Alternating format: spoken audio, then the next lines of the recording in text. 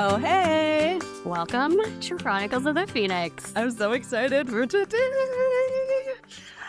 We're going to do a little different today. We have our first guest, which we'll tell you about. But today's episode is fun, personal, and very special because it is titled Turning 40. Who's turning 40 in the room? Not ready? No. Yes, me. Birthdays, milestones, and midlife magic. Birthdays are emotional mile markers and a season of expanding identities, and we often use decades, the beginnings of decades, to reflect on what was and forecast what's to come. So we thought that it would be a fun episode to bring in our close friend, Bill Cox, who we met at our agency back in 2014. He is a fellow therapist, a licensed marriage and family therapist in private practice in Madison, Connecticut, and a creative partner with Courtney. They have a band together, Green Light, that they do acoustic music. Yep. So welcome, Bill. Thank you for joining us. Thank you. I'm so happy to be here. I'm a big fan. Listen to all the episodes so far. I can't wait every other Friday. Bill, I have to say, Bill is such a fabulous champion, and he's always, him and my mom, I think, are our first listeners after every episode, and they both give us the best feedback. So this is why you get the privilege of being our first guest. I feel so honored. I can't even tell you. Yeah, he didn't even hesitate. I've been secretly hoping. Yes. It's going to happen. Yes. Made it. You did it. Made it. I did it. I'm so excited. I'm glad you're here. Thank you. So just to get us started, why do birthdays always feel so bloated? Well, for me, I don't know that birthdays always feel bloated. I think certain periods, you mentioned the decade markers. Yeah. I think for me, it's actually been the middle of the decade when I moved into the second half of the decade. So when I was in my late 20s, when I was in my late 30s, and now I'm currently 46. I'm in my late 40s, and turning 47 is even like now the second half. So like closer to 50. Closer to 50, yeah. Yeah. Mhm. So that feels a little heavier to me than 40. I can actually relate to that. I'm actually, like, as a kid, obviously, I just was excited about birthdays, but I think, like, the end of my 20s was really hard. And so I just, like, skipped into my 30s. But I do think it's the mid half because all of a sudden it's like restocking of, like, oh, I can no longer say I'm in my early 30s or 40s. I'm inching closer to 50 now, so. Yeah. I agree with you. It hits different for me too. The start of the decade is sort of like there's some excitement here in the early days of it, right? That there's a youth factor to it almost. Yeah. You're so young. We're so young. We're are you 79er? I'm a 79er. 79ers over here. I must like something about 79. You must. Well, actually, you and I are 7s and she's a 9. Oh, we just made that connection. Oh my God. Wow. We didn't think of that before. Didn't. That's why. So what actually happens for you, Courtney, when you reach one of those big numbers? I do find the beginning is kind of exciting. Like, I'm excited to be 40. I do tend to be the youngest of all of my friends a lot of the time. So I feel like I kind of like get excited. Because you have always enjoyed your birthday. Mm-hmm. Shared that with us, and because your word of the year is engage, when we approached you with, can we do an episode that's all about you and bring on our lovely friend Bill and just interview you, so that, because birthdays shift as we age, as we've said, from like wild celebrations, your kid, and like how big can the party be, and all the whole class gets invited, to reflection, to intentionality. Mm-hmm. So we thought that we could use you as an example on how to do that reflection together today. So we're going to interview you. Okay. I'm a little nervous. So some things that we want to just sort of keep in mind throughout the episode is, this idea that it's a midlife crisis, and like, how do you even define that anymore? And what does modern midlife feel like at this point? Is it self-permission, clarity, alignment? That's more what it feels like to me, and I always liked the adage, you're only as old as you feel, because sometimes I feel 12. I don't want to feel 12, actually. I hated that age, but maybe 15. 15? 16, 17, somewhere in there. Later teens were good for me. How would either of you define what a midlife crisis is? I think that I would define a midlife crisis as existential, like, oh my God, what have I done with my life moment? And feeling like, have I taken all the wrong forks in the road when I should have gone right? Because you can take these look backs and there's always options. And at those pivotal moments in time, like, I could take this point and make this decision, and that will totally change the trajectory of my life, or I could take this one. And I think it's a crisis when you feel like you've made all the wrong choices. So it's sort of dependent on whether or not you feel like you've made good choices or not? Maybe. And maybe choices. Yeah, I think so. I feel like when you start to do the look back and you become very self-critical of how your life has gotten you to where it is and what you could have done differently that could have changed the outcome. And then you start to like go down that rabbit hole of what ifing and thinking like, my circumstances in life aren't what they could be or should be because I married the wrong person, because I chose the wrong career, because I had kids when I knew my God, I shouldn't have, whatever it is, whatever that feeling is. And then you start to have envy of the people around you that made the choices that you didn't make.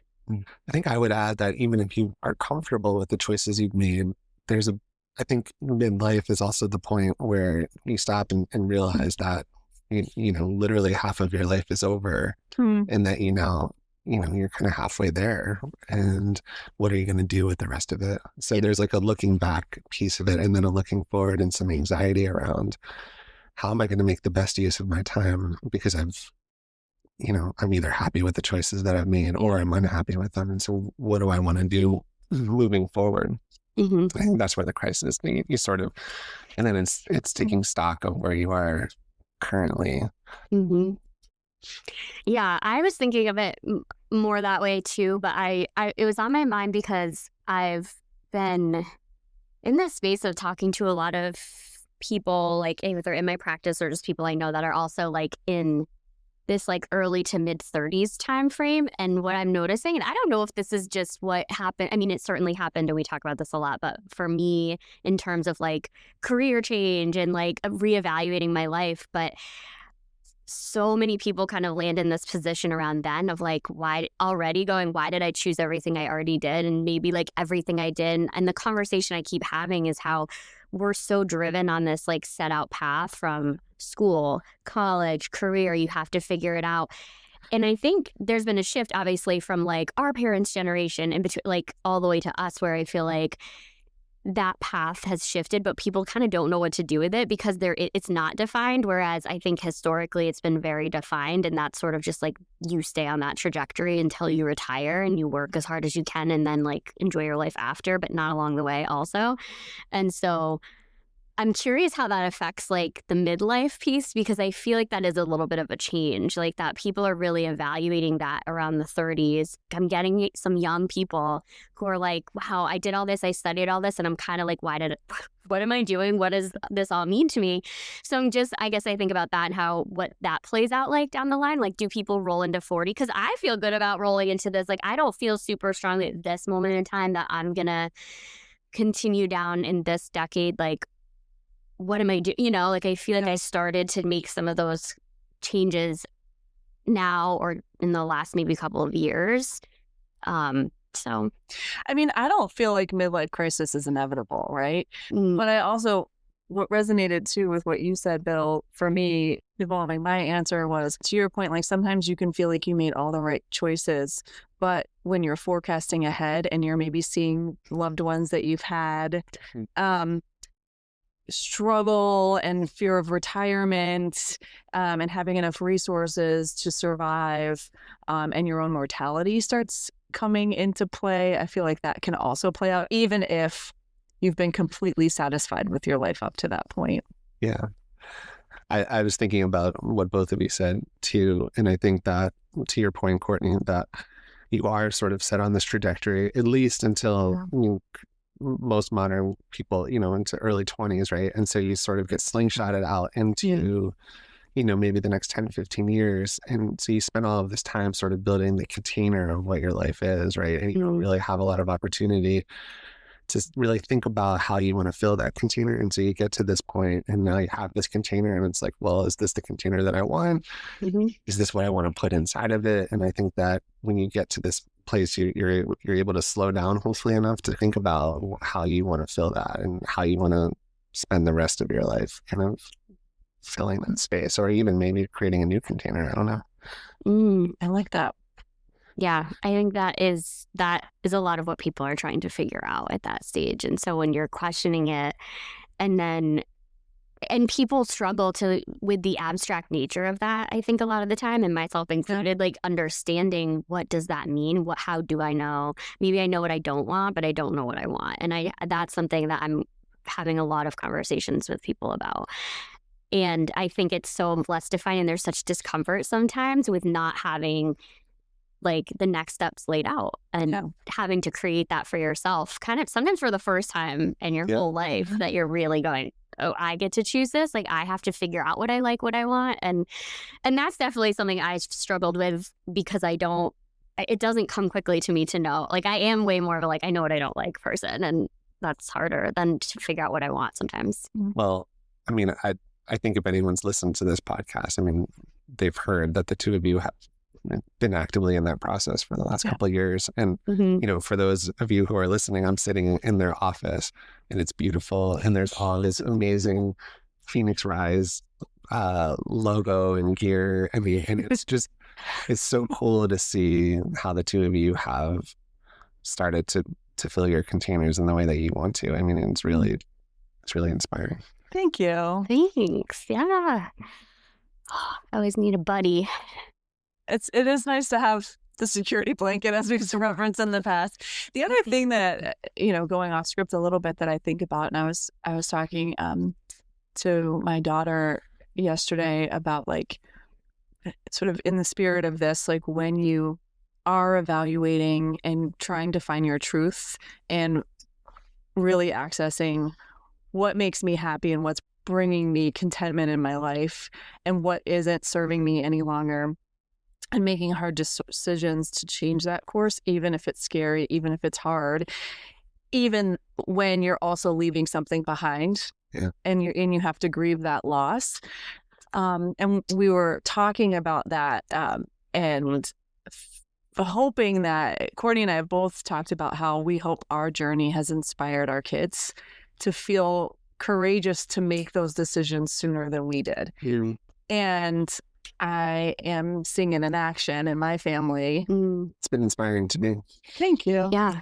Anyway, with all of that being said, shall we get started? Yeah. I think this is a good opportunity, Courtney. We're going to challenge you to look backwards, look around currently, and look forward. Okay. Yeah. Might be going back real ancient. A couple lives back. Ooh, okay. I'm here for it. All right. Before we start, I would love to get your take on a couple things. Sure. All right. So we've both, I mean, you've known Courtney longer than I have. I've known you for about 12 years now. And we, as Erin said, we have a band together, but we are creative partners, and now we write. And I mean, we make our own music, but we played together for a long time. And so we've gotten to know each other quite well through that process. But as we both know her pretty well, I'd love to hear, what is it that you most appreciate about Courtney? Could be a couple of things. I love that question. It's so hard to synthesize that into a simple answer. The first thing that comes to mind, though, is Courtney's steadiness. Like, you're someone that has intentionally gotten to know me and sees me for all of my flaws, and you celebrate all of me, and I feel so valued and loved in your presence no matter what, and I feel extremely safe, and I think you do that for everyone in your presence. And it's why you're an incredible therapist, why you're an incredible mom, wife, and adored by anybody that comes within 100 feet of your orbit, but I just, like, you don't shy away from pain. You lean in, especially for the people that you love, even when it's hard. Whoa. That was really sweet. No, that's so kind. This is going to be hard, you guys. This is going to be...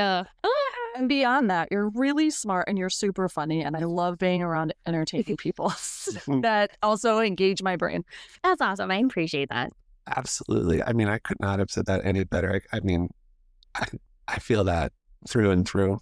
I would say, one of the things when I asked that question, but I was thinking about it, I would say that you're someone that just, what was coming to my mind is someone that just shows up all the time. And what I was thinking about that, not just physically present, but you're always just available. Like I don't want to, I mean, you said it better than I ever could, but like that I would take what you just said and add that it's ever present.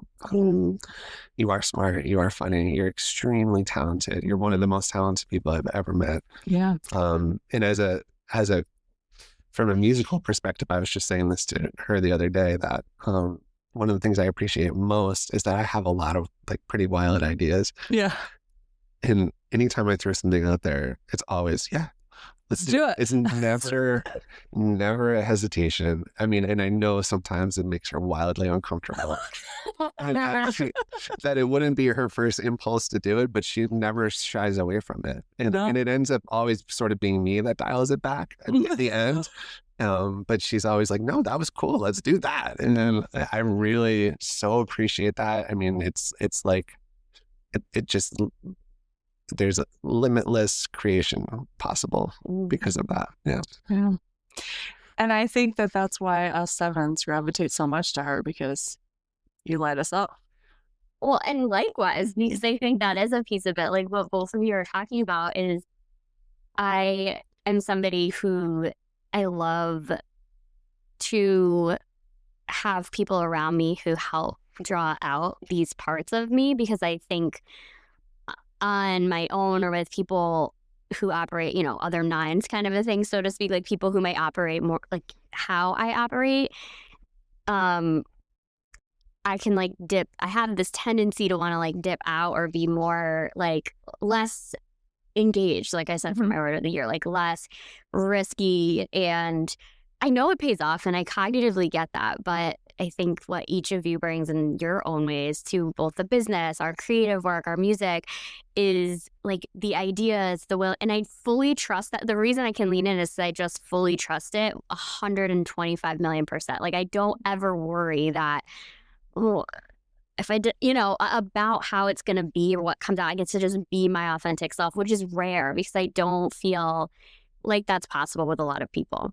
So I think that likewise to so much of this, but I think I also feel so seen by the two of you because I do really get the experience that I don't have anything to worry about when I show up the way that I do, no matter what that is. So it helps.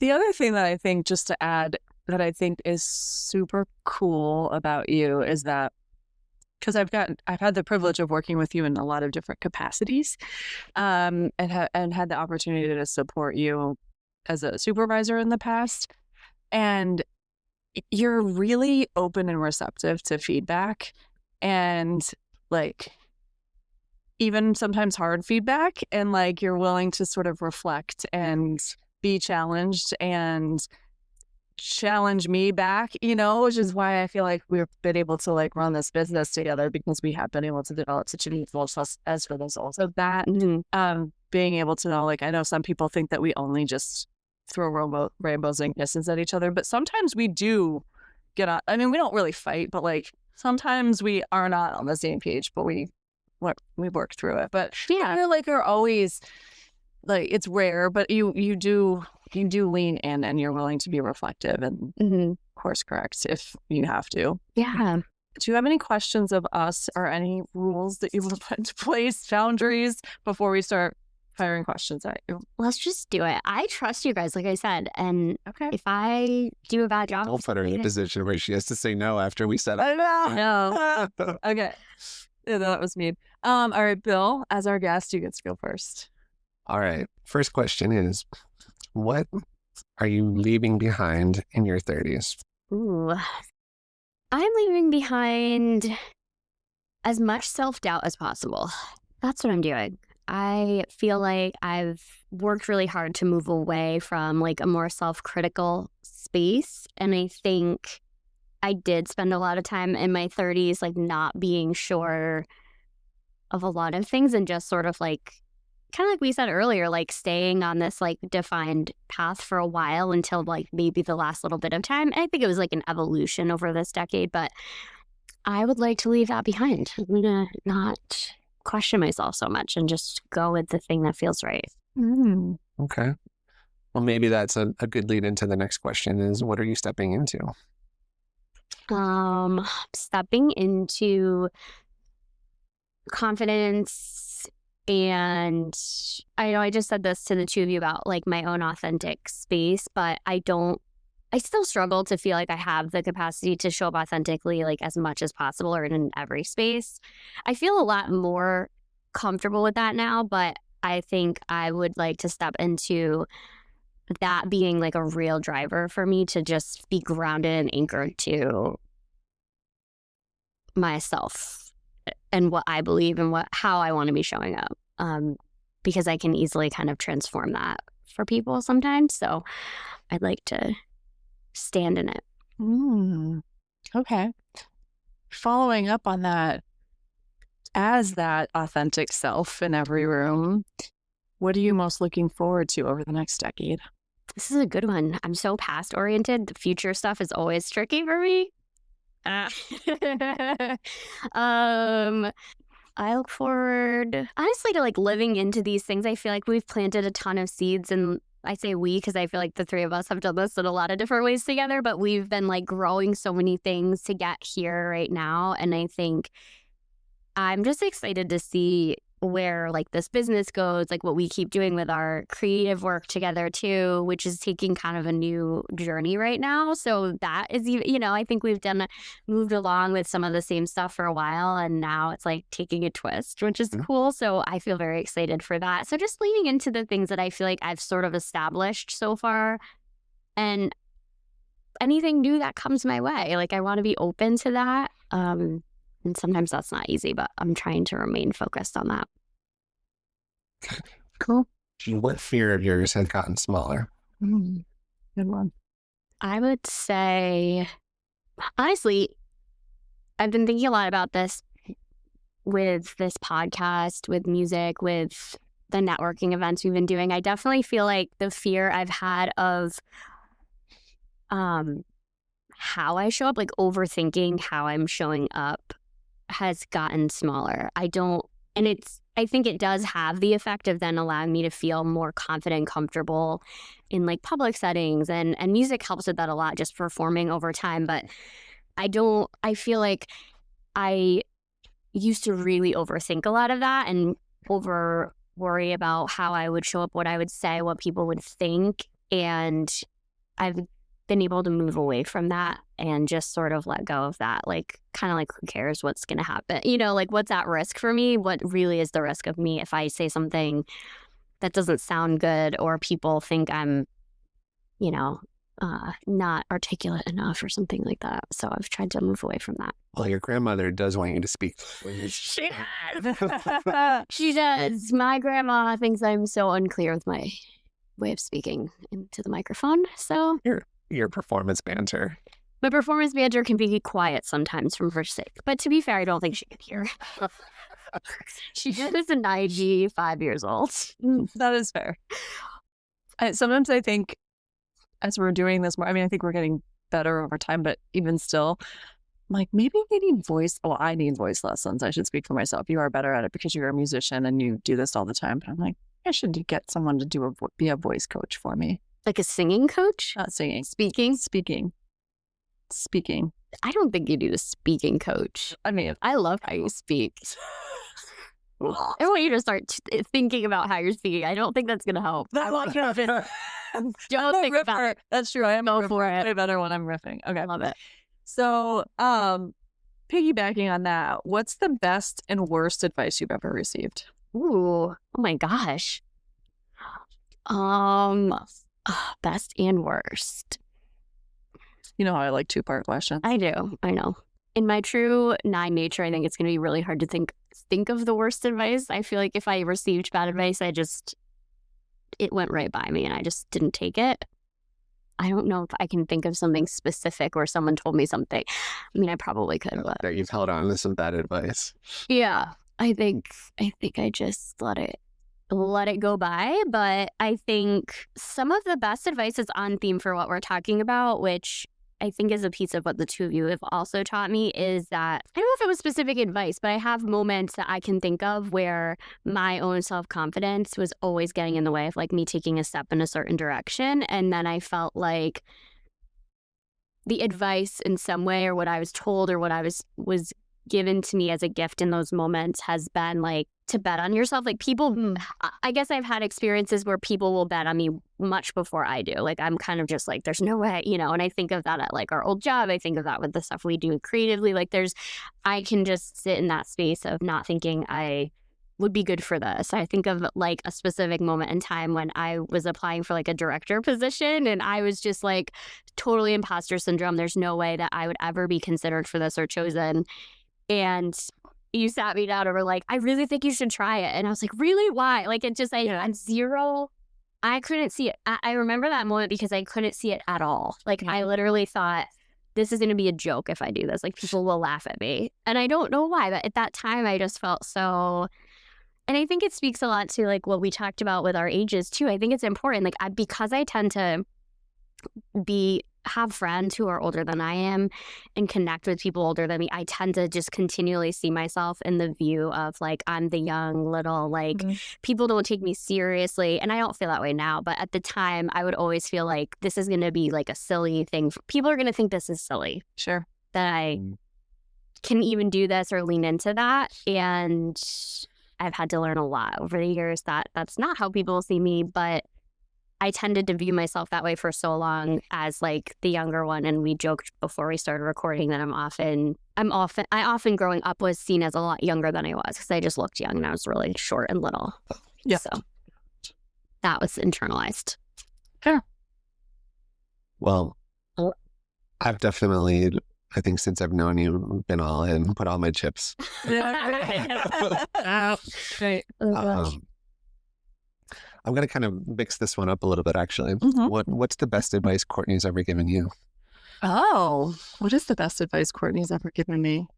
I think similarly, I don't know if it's like traditional advice, but maybe that was what we have to move away from, of thinking about it as like traditional advice, like I'm telling you, advising you to do something, what to do. But more just in a coaching sense. I think that some of the best advice or support that I've gotten from Courtney, honestly, has been parenting, because Courtney and my daughter can be very similar in the way that they like approach the world and relationships and stuff like that. So I often go to Courtney just because she's a wise soul, but I know that she can sometimes speak her because she's like lived it, and you have been so helpful and very gently helping me see my blind spots and my shadow sides. And there's one particular incident that like just changed the trajectory for me in terms of my relationship with my daughter, because it just clarified where I was getting stuck and where I was getting triggered from my own stuff. And I was projecting that onto her and our relationship, and not seeing what she needed in that moment. And I am forever grateful for that. That's awesome. Yeah. No, I appreciate you saying it that way too. I think it's a unique thing, and I agree. Like, I always feel like your daughter and I have certain similar ways of being in the world, and I can see that in the stories, and also have a 7 mom myself. Right. So I can like see, you know, like my vantage point. I think I can see both, like, know my experience, and not that my experience and your daughter's is exactly the same by any means. And just like you are not exactly like my mother, but you know, I think there are pieces where I could see like the way that I connect with my mom and what that's grown into in our adult lives now. And it's cool to see you being so thoughtful and reflective and trying to understand how to navigate things. And then just like you do, going all in on it and like, okay, I'm going to try that. And I just love that. So it's very easy to give feedback, I think, because you're always willing to test it out. And I don't feel like you take it personally either, that it's like something you need to change or do, or something that's an inherent flaw in any way. It's just being willing to test it out. So that's always fun. What's the worst advice Courtney's ever given you?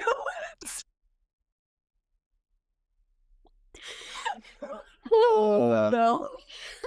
I think, again, we're looking at it from an advice perspective. I think you have to think about it from, is there ever any time that Courtney has Suggested something that's like, like, oh, that causes a visceral note, like, reaction to me? Oh, yeah. And we're like, absolutely not. Do you even know me at all? No, that's not idea. I can't. I'm sure I've given bad advice to both of you. I'll probably think of it myself. Yeah. Oh, I'm gonna sit on that, and then okay. We'll circle back when it pops in, when you get the light bulb above your head. Just ring the bell. I mean, I will say this. I can own up to this. Is you two are way more comfortable with change than I am, and so I think I can absolutely be resistant to. I mean, I know when Bill left our work at the time, it was like a sad thing, and I was like, this is a bad idea. We get to have so much fun at work. I don't know that I actually said that out loud. We were basically just playing music. We were playing music. You're like, how could you leave this amazing? No, I'm pretty sure we did tell him he was making a mistake. I'm pretty sure we were wrong. We were definitely wrong. So there's that. No, I think that's fair. I can be change resistant. So I feel like anything that disrupts like what I have working and that I love, I'm like, why? Why would you change any of this? So I will say, I think at some point there are definitely times that I'm like, no, and then you two can end up being right about it.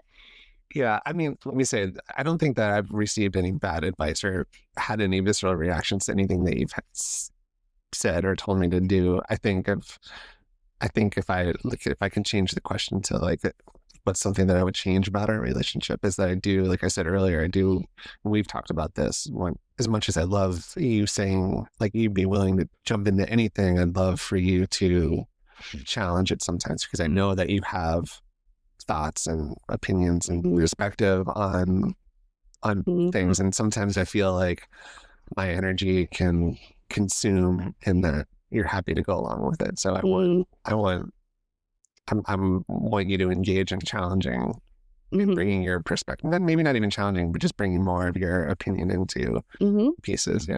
Yeah, and I think that makes sense. And you two are great at like pulling that out of me, I think, because I think most people in my life would probably say that in some regard, that I can be quick to kind of just, and it's funny because I think about that a lot, and I do, and I know we've talked about this, like my instinct in the moment, even if it, not like, oh, I'm just gonna, because so much of the stuff you read about Enneagram 9 is like, I say yes when I really mean no, and I really don't know that I view it that way for myself, that I'm just like in my head going, oh, this is, whatever, saying something negative and being like, this is great.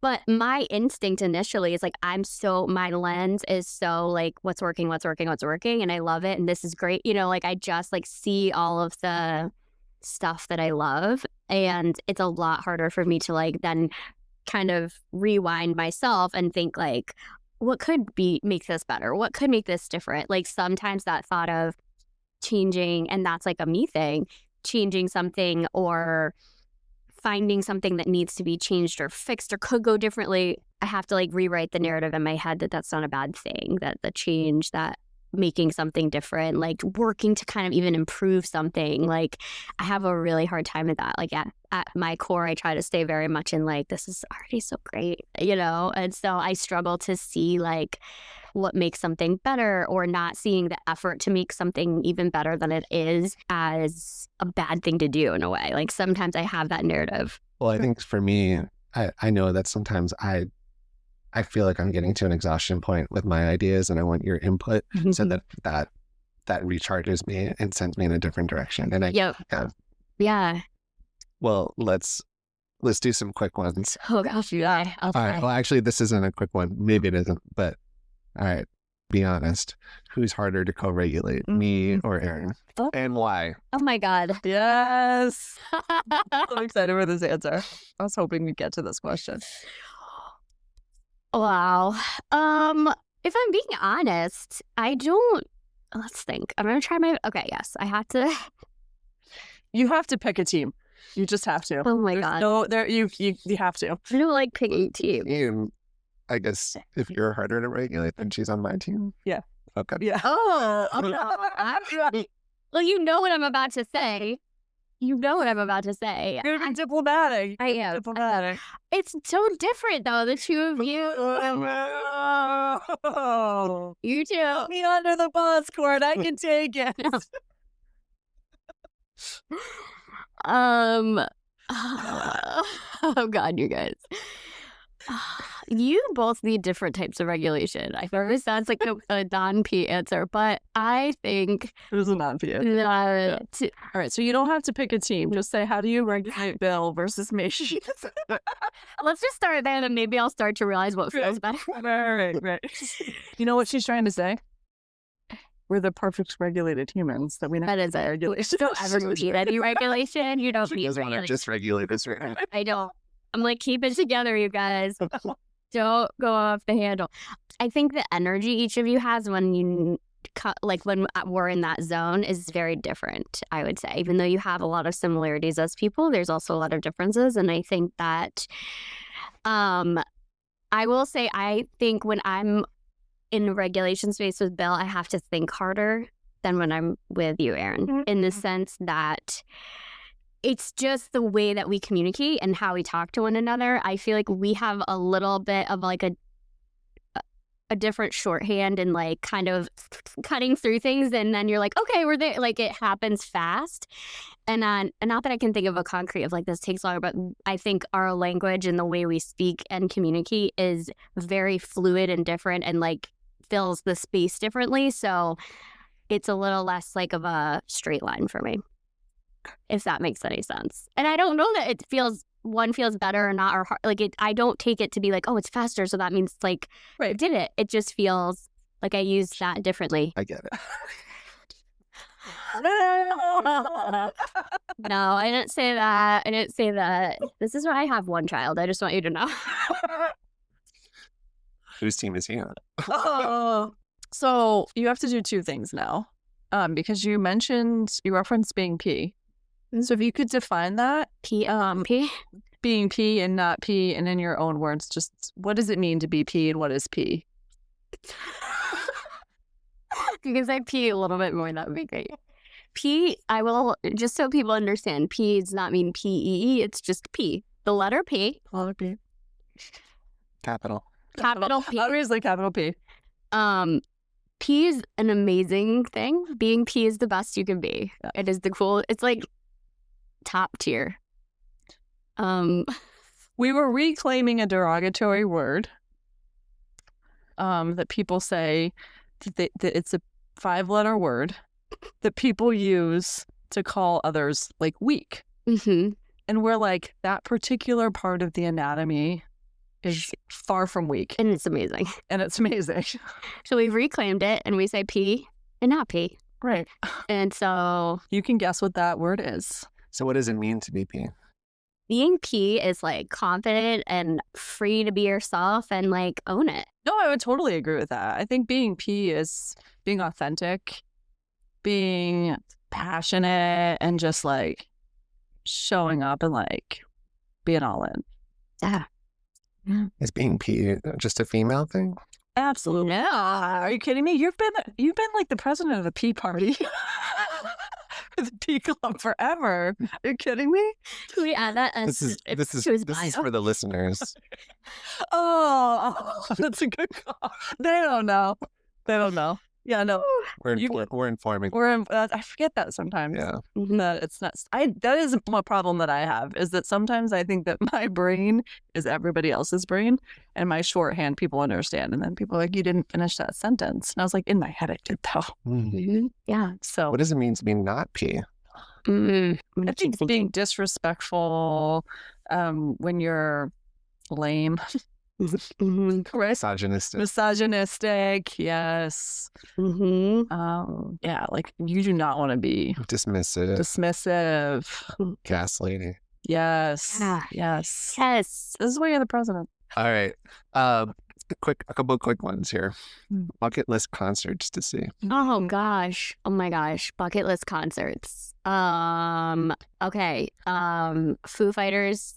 I really want to see Mumford & Sons. So I'm kind of sad they're playing like Fenway and that stuff right now. Like I wish I could have seen them when they didn't do all of that yet. So almost all of the bucket list concerts I will tell you about right now, my conundrum with them is that I wish I saw them when I could have seen them in smaller venues. Yeah.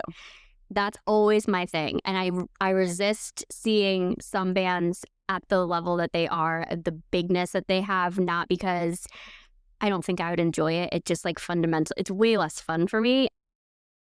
Foo Fighters and Mumford, Foo Fighters, just because I really do want to see Foo Fighters, and that was a missed opportunity too. That was it. That was my whole thing. It was coming to life. I could have seen them in a small venue. That would have been it. But I tried. I did get in that line. I'm sure there's a million others.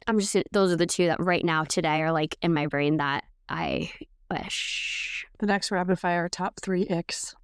Icks? I just said one too the other day. It's when people don't have social awareness to know when a conversation has ended. Number 1 on my list, at least right now, most recently, when I'm like trying to like run backwards out of a doorway and people just don't even remotely read the room and just keep coming at me. I really hate that.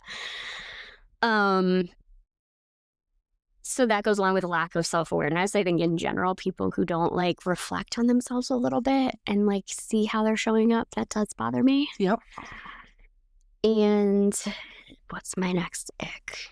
Clicking your toenails together. Ew. Oh. Toenail clicking. Toenail clicking? What? Sometimes you can click your toenails. Not me. I don't do it. I would never. Never heard of this. Ugh. Don't ever. I don't like it, but yeah, I would hate it. It would be on my ick list, but you would hate it if you heard it. Yeah. What type of candy or candy bar best represents you as a person and why? I think it would be some kind of like Tootsie Pop or Blow Pop, where it's like a hard candy, like it's like one kind of candy on the outside and then a totally different candy on the inside. That's what I'd go for. It's more just like it totally changes up sometimes. I don't know. It feels like there's 2 different things. Yes. That's cool. I can see that. Totally. Yeah. When spirits come to visit you, who comes most often and how do you receive their messages?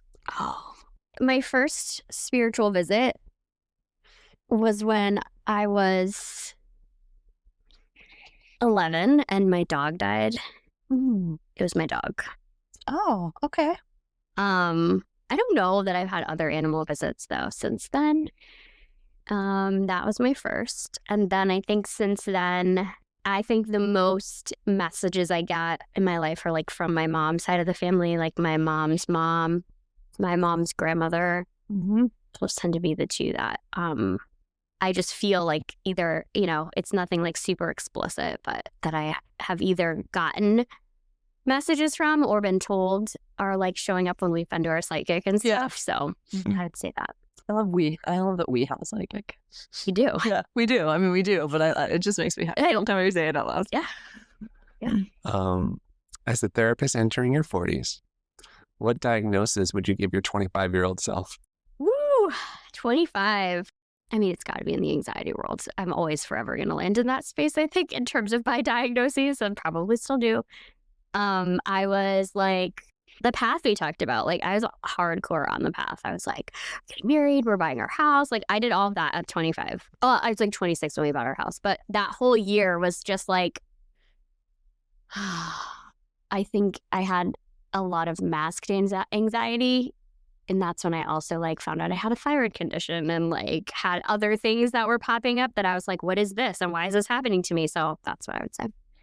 Okay. In the spirit of that, who are you becoming that your 20 or 25-year-old self would admire?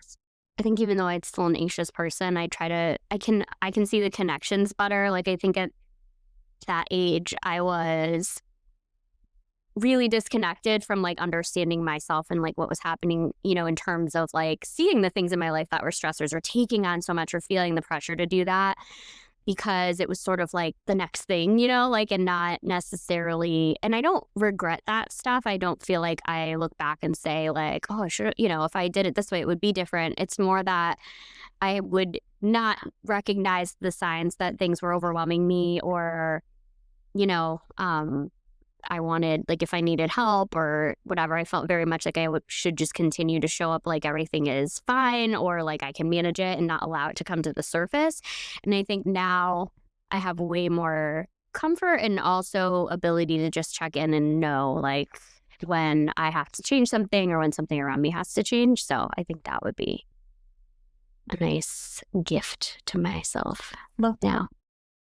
If you can have any other guest on the pod besides me, Such a good question. who would be your first choice? I mean, obviously second choice. Second, because we chose you first. Ooh, that's a great question. You know who I really want to talk to lately is Brandi Carlisle. I really want to talk to her.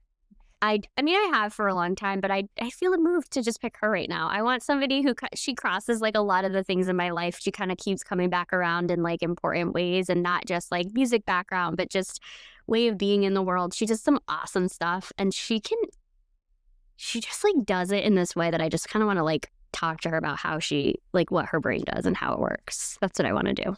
Okay. Manifest. Surprised myself with that answer. I don't think I would have ever thought of that if I actually thought more about it.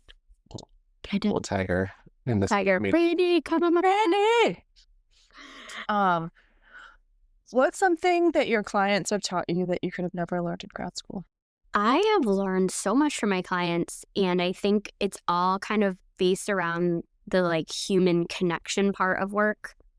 I think in grad school, you spend so much time, and honestly, myself, like carrying this pressure to like get things right and understand people and like really get in there quickly to know what's going on and assess. And I remember thinking I had to just like go into this field with so much information and knowledge and like do it right the first time. And I guess one of the big things I've learned is that I don't think that that's really the expectation of people coming into therapy. I think they obviously want to come in with their own understanding of what works for them. And they do actually know themselves so well. I think we all have that capacity and do that. And so I would say it's the value of the human connection, not having to be perfect in the work, even as a therapist myself, that being like more vulnerable in some ways or like being able to own like, oh, we kind of went in the wrong direction with this. Maybe I need to course correct.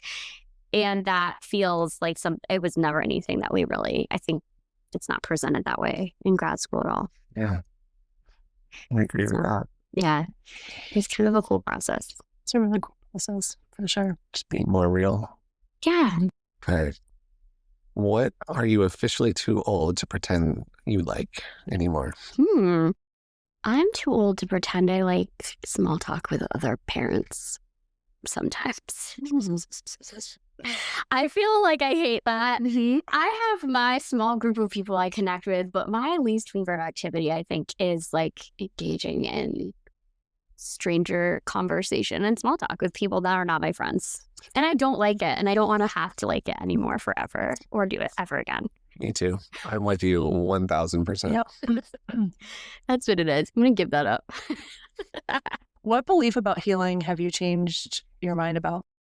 This might seem a little cliche, but I feel like the whole concept of healing and like being something that you can just do and then like not have to do anymore.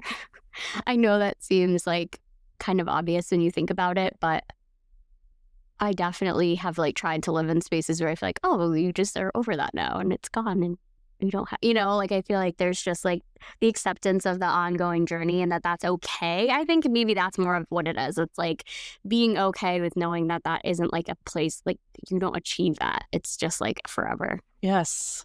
Going back to probably our first psychic visit together. Oh. We learned about your ancient Scottish princess roots. Mm-hmm. Yes. It's about that and how you've really embodied that knowing. Well, our psychic told me that I definitely was a Scottish princess in a former life. And that my husband has been chasing me through several lifetimes, watching me in these different powerful positions and like following me into the next until he could finally get me. Got you though. He got you. So I love to think about that because I feel like I have this like status. No. I feel like I like to remind him. That's actually a story. I do. I'm like, I was a princess, okay? But no, truly, it was very meaningful and funny to me because I don't know that I ever felt like that was the truth, but I like it. I like that was the story. And when I did share that with him, doesn't always believe in the psychic. That wasn't clear. But that he thinks is a cool story. And I think he absolutely believes. That he chased you through the lives? I think he did too. Yeah. He had to lock it down. When you were in Edinburgh this past summer, did you feel your Scottish princess roots take hold? I did. I went in the castle. I made sure I got a room where I could see the castle the whole time and stare at it. And you went back to your room in the castle?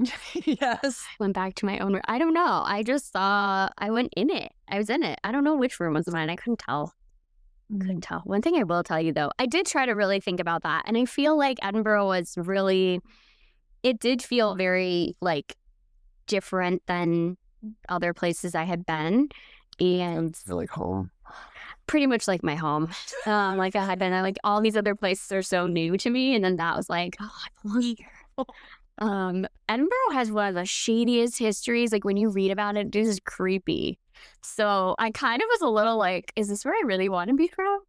Like, there's a lot of like really dark stuff there that has happened. And honestly, that might also be true. Like, maybe all my anxiety in life comes from the fact that I was like in this position in this city where people were murdering people to get money for bodies for science because they were so poor. That could have been happening. That's probably the roots. So glad we figured this out. I mean, yeah. I feel like something established every day. Yeah. All right. For your final question, finish the sentence. Okay. In my 40s, I refuse to.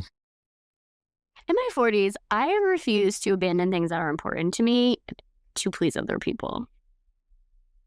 And I've already been trying to do it. And I feel like I'm getting there little by little. Yay. Thank you. Thank you, Court. This was wild. I just want to say, first, I need to say, thank you for these questions and all the nice stuff that you both said. That was very humbling. And you two are like two of my very favorite people in the whole world. So this was an honor to do because it was really sweet. And thank you for like being thoughtful and bringing such awesome questions. But also, you really do challenge me because this would be an exercise that I ordinarily would tell people I don't think I want to. So I do trust you both and I appreciate like all of it. But it's been really, like, I've already learned a lot already about how I want to go into this next decade as a result of this. Like, I feel kind of energized about it because we're thinking so much about it together. So yeah, thank you. That's cool. Well, we encourage our listeners to think about your own birthday stories and what they meant or didn't mean, and reflect on the season you're in versus the season you're entering. And use Courtney as an inspiration to consider what milestone or tradition you're ready to redefine. Celebrate what you've been and what you've survived, and give yourself permission to mark your life in ways that feel just right for you, which I think you have illustrated that you are learning and are doing just that. So thank you for giving us the privilege to witness that. Oh my gosh, thank you both. This has been a unique experience. First time in my life, once in a lifetime. No, I appreciate you both. Thank you. Well, thank you so much for having me. I hope to come back. One of my favorite things about your podcast is when you ask, I mean, even when you're just talking and you're asking questions of each other, they always make me think of my own responses to those questions. So I would, if I can, encourage listeners to think about the questions that we've asked Courtney and share them with Courtney and Erin, some of your favorite responses for yourself. We're interested to hear about other people's Scottish princesses roots. Yes. Yes. We would love, thank you, Bill. We would love to hear that. Yes. Yeah, if you were my friend when I was a Scottish princess, please let me know. Step forward. Or maybe if you were murdered by her. I might have already. I might have. That is a possibility. Please tell me. No, definitely have fun and answer some of that stuff for yourself. But this was a great experience. Thank you guys. And we'll post the questions In the description so that you have a printout that you can use. Beautiful. In that, yeah. Before we end, Bill and I have something we want to do for you. Oh. I personally Oh boy. used to like to sing happy birthday. Let me be honest, it's not a used to. I still sometimes sing to my siblings happy birthday in dog. In dog. Okay. I'm really excited. Bill offered to harmonize with me in cat. In cat. Dog and cat, happy birthday. As president of P. President of P. PP. Yeah. It's So very fitting. you can't enter your 40s without a serenade, obviously. Many, really. So we're going to start with a animal birthday serenade. Okay. Are you ready for it? I'm so ready. Okay. Happy birthday, woo! Happy birthday, woo! Happy birthday, woo! Happy birthday, happy birthday,